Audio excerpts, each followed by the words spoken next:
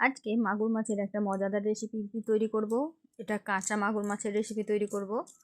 তো প্রথমে মাগুর মাছটাকে কেটে ধুয়ে পরিষ্কার করে নিয়েছি, তারপরে আপনাদের সামনে নিয়ে চলে এসেছি। আর এই রেসিপিটা নিশ্চয়ই আপনাদের খুবই ভালো লাগবে, যদি দেখেন তাহলেই বুঝতে পারবেন যে কতটা সুস্বাদু হয়। আসসালামু আলাইকুম, কেমন আছেন সবাই? আশা করি সবাই ভালো আছেন, সুস্থ আছেন। আলহামদুলিল্লাহ আমরাও খুব ভালো আছি, সুস্থ আছি। সোনালী রান্নাঘর অ্যান্ড ব্লগ চ্যানেলে আপনাদের প্রত্যেককে স্বাগত জানাই। প্রথমে মাগুর মাছটাকে ধুয়ে পরিষ্কার করে নিয়েছি। এখন একটা মশলা তৈরি করব। এখানে দারচিনি, এলাচ, লং আর দিয়েছি সাদা জিরা আর জিরা। এখন এখানে দিয়ে দিব বেশ কিছুটা মানে ধনা। এই সব কিছু দিয়ে মাছের জন্য একটা মশলা তৈরি করব। তো প্রথমেই শুকনো খোলায় এগুলোকে টেলে নেব। এখানে তেল দেওয়ার কোনো প্রয়োজন পড়বে না। গ্যাসের আঁচটাকে হাই করে ভালোভাবে এটাকে ভেজে নেব। ভালো করে ভেজে নিয়ে মিক্সিতে গুঁড়া করলে সুন্দর একটা মশলা তৈরি হয়ে যাবে। এই মশলাটা মাছের ব্যবহার করলে দুর্দান্ত লাগে। তো এই যে দেখতে পাচ্ছেন আমি কিন্তু ভেজে নিচ্ছি, ভেজে এটাকে ঢেলে নিলাম। মশলাটা ঠান্ডা হয়ে গেলে মশলা তৈরি করে নেব, গুঁড়ো করে নেব। আর ওই কড়াইয়েই কিন্তু তেল দিয়ে দিচ্ছি। বেশি করে তেলটা দেব, যেহেতু কাঁচা মাছ রান্না করব মশলাটাকে ভালোভাবে কষাতে হবে, তা না হলে কিন্তু খেতে ভালো লাগবে না। তাই অবশ্যই মশলাটাকে সুন্দরভাবে কষিয়েই রান্না করে খাবেন। তো এই যে দেখতে পাচ্ছেন অনেকটা পরিমাণে তেল দিয়েছি। তেলের মধ্যে এখন মশলা দিয়ে দিচ্ছি। এই মশলার মধ্যে আছে আদা, রসুন, পেঁয়াজ আর জিরা, সব কিছু একসাথে পেস্ট করে রেখেছি। এখন সর্ষের তেল দিয়ে ভালোভাবে এটাকে ভেজে নেব। ভালোভাবে মশলাটাকে কষাতে হবে। দেখুন তেলের সঙ্গে ভালোভাবে মিক্সড করে দিলাম। আদা রসুনের কাঁচা গন্ধ থাকলে কিন্তু খেতে ভালো লাগবে না, তাই ভালোভাবে মশলাটা কষাতে হবে। মশলাটা উপর থেকে তেল ছেড়ে দিয়েছে। এখন আমি এখানে অ্যাড করে দিচ্ছি হলুদ গুঁড়ো। হলুদ গুঁড়োটা দিয়ে ভালোভাবে মশলার সঙ্গে মিক্সড করে নেব। তো সুন্দরভাবে ভালোভাবে মিক্সড করে নিচ্ছি। দেখুন কত সুন্দর একটা কালার চলে এলো হলুদটা দেওয়ার সঙ্গে সঙ্গে।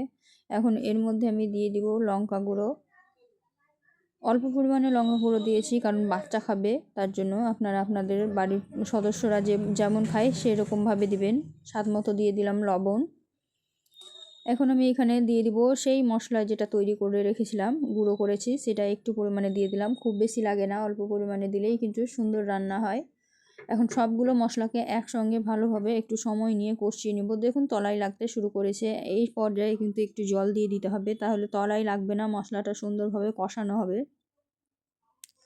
অল্প পরিমাণে জল অ্যাড করে দিলাম। তারপরে আমি ভালোভাবে নাড়াচাড়া করে তলার যে মশলাগুলো লেগে আছে সেগুলোকে ছাড়িয়ে দেওয়ার চেষ্টা করছি। তো এইভাবে কড়াই ছেঁচকি দিয়ে ভালোভাবে নাড়াচাড়া করে মশলাটা কষিয়ে নেবেন। দেখুন মশলাটা কষা হতে হতেই কিন্তু ওপরে তেল ছাড়তে শুরু করে দিয়েছে, আর কত সুন্দর একটা কালার চলে এসেছে। সুন্দর মতো আমার মশলাটা কষা হচ্ছে। এইভাবেই মশলাটা যদি কষিয়ে নেন তাহলে কিন্তু এখানে বাজে কোনো স্মেল থাকবে না, আর রান্নাটাও কিন্তু দুর্দান্ত হয়। মাগুর মাছ, পাঙাশ মাছ যদি কাঁচা রান্না করেন তাহলে এই প্রসেসেই রান্না করবেন। আর মাছটাকে অবশ্যই হলুদ লবণ দিয়ে 1 ঘন্টা মাখিয়ে রেখে দেবেন, তারপরে ধুয়ে ফেলবেন, তাহলে বেশি ভালো হয় রান্নাটা। মশলাটা কষা হয়ে গেছে, ওপর থেকে তেল ছেড়ে দিয়েছে। এখন আমি একে একে মাছগুলো অ্যাড করে দিচ্ছি। মাছগুলো অ্যাড করে কিন্তু অনেকটা সময় নিয়ে কষাতে হবে। ভালোভাবে না কষালে কিন্তু একটা আঁচটে ভাব থেকে যায়। তো অল্প মশলা দিয়েও কিন্তু এইভাবে রান্না করলে খুব সুন্দর হয়। দেখুন কত সুন্দরভাবে আমি মাখিয়ে নিচ্ছি মাছের সঙ্গে, একদম গায়ে গায়ে লেগে যাবে। যখন তেল ছেড়ে আসবে তখনই জানবেন যে আপনার মাছটা ভালোভাবে কষানো হয়ে গেছে। তো বেশ কিছু সময় নিয়ে আমি মাছটাকে কষিয়ে নিয়েছি। মশলা থেকে তেল ছেড়ে দিয়েছে। এখন আমি এখানে জল অ্যাড করে দেব। তো দেখুন জলটা অ্যাড করে দিলাম। জলটা অ্যাড করে দিয়ে ভালোভাবে তলা থেকে মশলাটা ছাড়িয়ে দিতে হবে। আশেপাশে মশলাগুলো থাকলে সেগুলোকেও একটু ছাড়িয়ে দিতে হবে। এভাবে নাড়াচাড়া করে মাছটাকে এখন আমি ঢাকা দিয়ে সিদ্ধ হতে দেবো। যেহেতু কাঁচা মাছ একটু ভালোভাবে ফুটিয়ে নেবেন। তো এটা আমি হালকা আঁচে প্রথমে রেখে দেব। যখন সিদ্ধ হয়ে যাবে তখন আঁচটাকে বাড়িয়ে, জল বেশি থাকলে একটু কমিয়ে নেওয়া যাবে, কিন্তু হালকা আঁচে অল্প জল দিয়েই সিদ্ধ করে নেব।